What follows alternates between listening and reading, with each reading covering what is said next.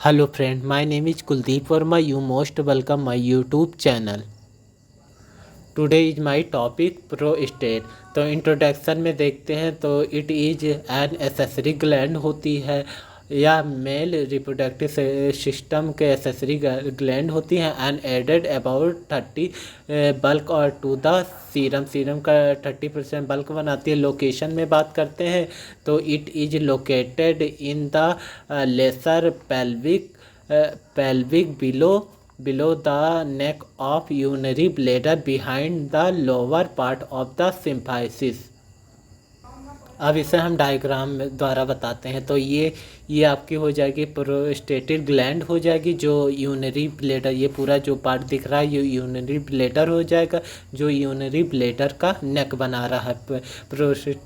Prostatic gland urinary bladder का नेक बनाती है। अब एक्सटर्नल फीचर की बात करते हैं तो एक्सटर्नल फीचर में एक एफिक्स हो जाएगा, दूसरा वेश हो जाएगा और इसमें 4 सरफेसेस पाई जाती हैं। 4 सरफेसेस में पहली हो जाएगी एंटीरियर, दूसरी हो जाएगी पोस्टीरियर, तीसरी हो जाएगी राइट इम्प्रोलेटरल हो जाएगी और चौथी हो जाएगी लेफ्ट इम्प्रोलेटरल हो जाएगी।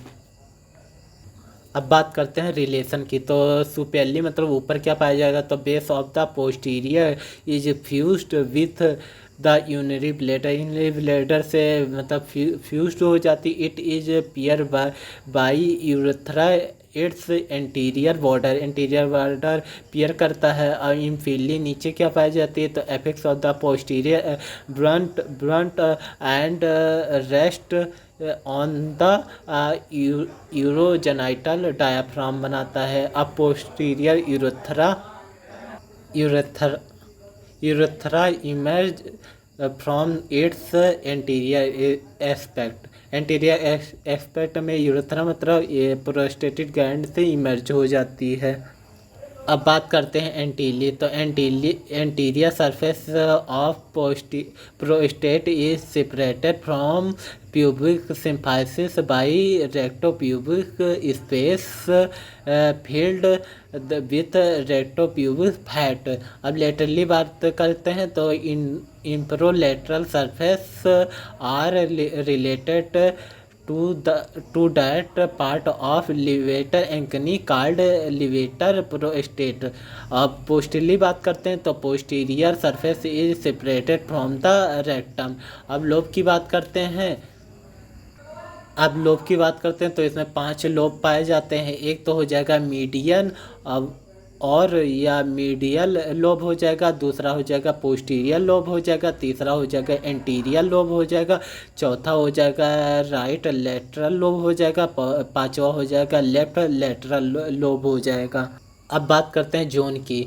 तो स्ट्रक्चरल जोन तो इसमें 3 जोन पाए जाते हैं। एक पहला तो हो जाएगा पेरिफेरल जोन हो जाएगा।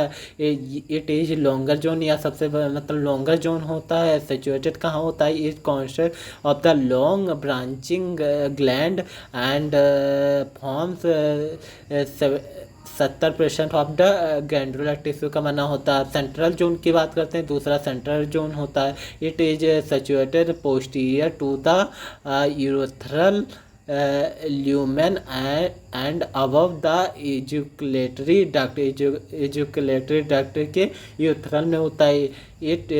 It contains the mucal gland and constitutes about 25% मतलब गैंडुलर टिश्यू होता है। और तीसरा होता है प्री यूरेथ्रल जोन होता है। It is the translational zone होता है along with the central zone from the central zone से बना होता है और यह गैंडुलर टिश्यू का लगभग मतलब 5% ही होता है। तो हम इसे डायग्राम द्वारा बताते हैं। तो ये पेरिफेरल जोन हो जाएगा, ये सेंट्रल जोन हो जाएगा और ये जो है प्री यूरेथ्रल जोन हो जाएगा। अब बात करते हैं कैप्सूल ऑफ द प्रोस्टेट। तो इसमें दो प्रकार के कैप्सूल पाए जाते हैं, एक तो ट्रू कैप्सूल हो जाएगा, दूसरा फाल्स कैप्सूल हो जाएगा। तो ट्रू कैप्सूल कैसा होता है? It is thin sheath that surrounded the gland intimately, मतलब सराउंड करता है ग्लैंड को। It is formed by the condensation of peripheral fibre stroma of the gland. अब फाल्स कैप्सूल की बात करते हैं तो या it is lie outside the true capsule and it is derived from visceral layer of the pubic fascia. Sorry, ये it is derived from visceral layer of pelvic fascia, ये pelvic fascia से derive. इसे हम diagram द्वारा बताते हैं। तो ये जो है ये आपका हो जाएगा ट्रू कैप्सूल हो जाएगा, और ये जो आ रहे हैं इसके नीचे तो ये हो जाएंगे फाल्स कैप्सूल हो जाएंगे। अब आर्टेरियल सप्लाई में देखते हैं। तो आर्टेरियल सप्लाई में पहली हो जाएगी इंफीरियर वेसाइकल आर्टरी हो जाएगी, दूसरी हो जाएगी मिडल रेक्टल आर्टरी हो जाएगी, तीसरी हो जाएगी इंटरनल पोडेंडल आर्टरी हो जाएगी। अब बात करते हैं वेन जो होती है, तो ये सबसे पहले जाती है रीच ऑफ वेनस फ्लेक्सिस, फिर इसके बाद ये ट्रू और फॉल्स कैप्सूल होता है उनके बीच से चली जाती है। अब it receives deep drain brain the penis deep receive deep dorsal vein of penis and common above with the vesical venous flexus to form vesicoprostatic flexure. It drain into internal iliac vein या internal iliac when से drain करता है।